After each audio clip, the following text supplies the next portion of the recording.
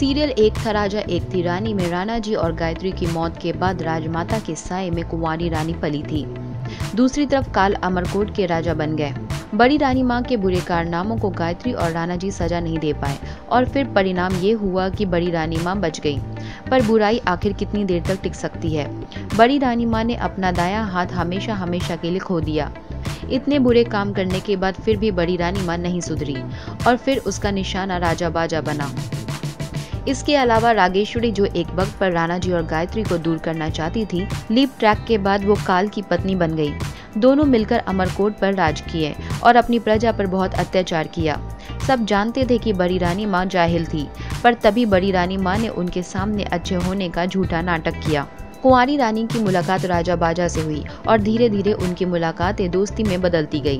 पर बड़ी रानी माँ ने राजा बाजा के मन में कुंवारी रानी के खिलाफ इस कदर नफरत भर दी थी, जिसके बाद दोनों की लड़ाइयाँ बढ़ी और फिर राजा बाजा कुंवारी रानी की शक्ल भी देखना नहीं चाहते थे।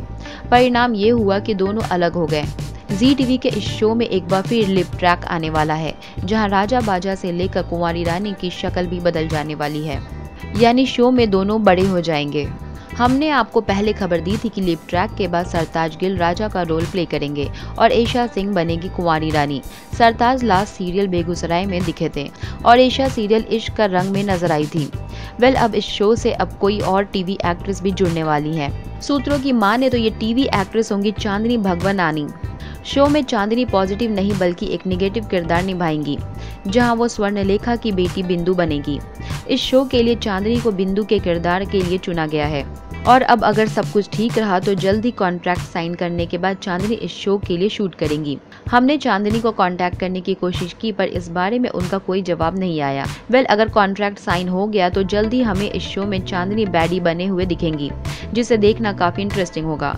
टेलीविजन के मोर अपडेट्स के लिए देखते रहें हमारा चैनल।